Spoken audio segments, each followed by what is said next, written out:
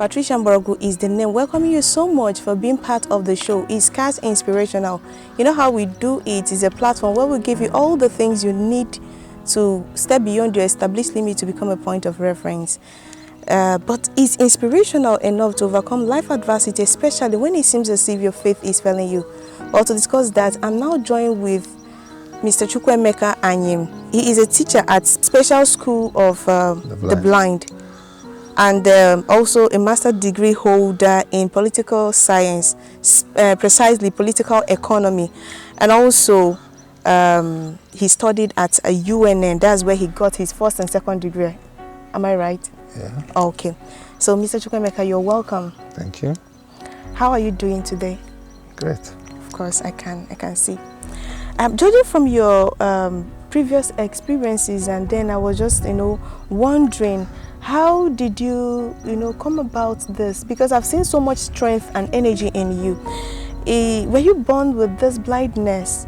It's very, very understandable. Let me just put it this way, that for someone who is born blind to start, managing and arranging his life on time. But your own case, there is a difference. So how did you come about that? Well, thank you. First, it's not about the challenge, whether born blind or met along the way. I would say it's about, it has to do more with your zeal. But to answer your question, I wasn't born blind. I met the condition on the way. There's this Indian adage that says that if disability hasn't met you, it certainly hasn't passed you.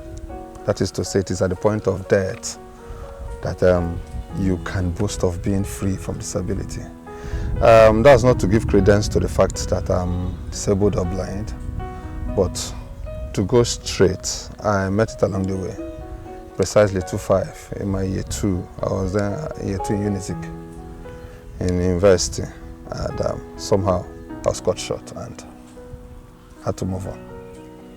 Okay, did you lose the 2 sites in school? No. So it started, although I've always had it, I lost the left eye in 1990. Then I had a retinal detachment operation in National Eye Center, Kaduna, and I managed with the right eye all through until 2.5, when they decided the vision decreased. It depleted so bad that I had to chase medicals. And one thing that comes to this kind of thing is when things like this come up, it puts a pause to your life. And somehow you chase medicals to see how you better it. Because we're Africans and we're very religious, we also go to churches, prayer houses, ministries, whatever they say happens, we go just to chase it. Well, in the end, when it doesn't come, you're faced with that still looming possibility of darkness, and the best way is either to die with it or to move on with it.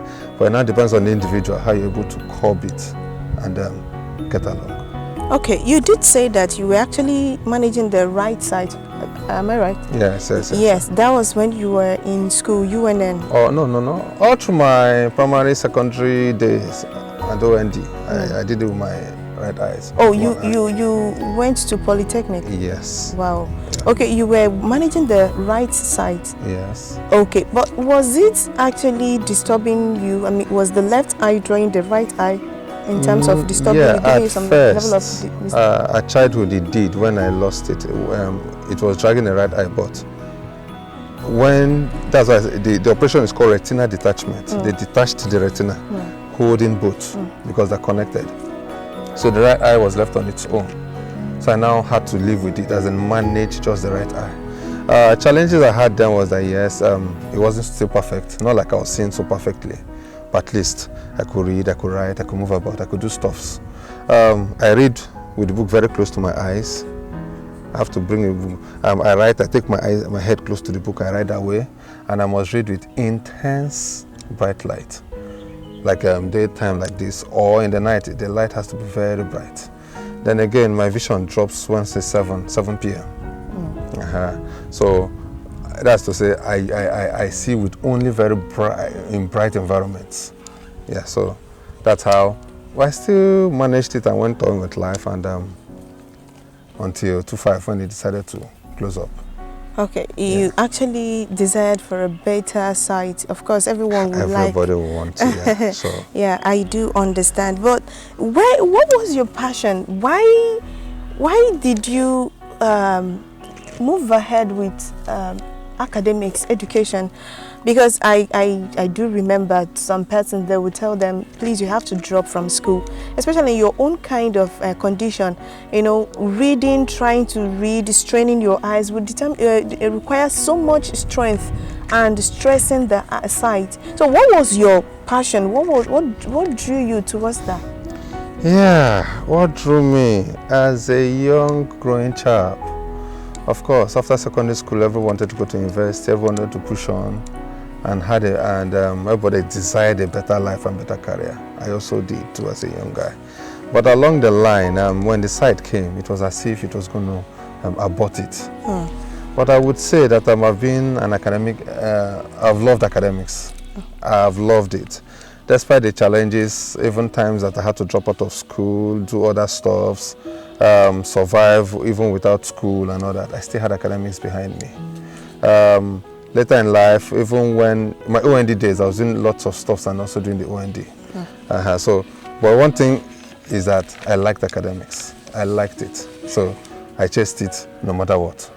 Yes. So at the point you lost the sight during the surgery, in your second year, UNIZIC. Yes. How did you feel at the very first time you heard, Mr. Anyim, you can't make use of this sight again? And it's not as though, assuming it's one sight or one eye, it could have been better understood.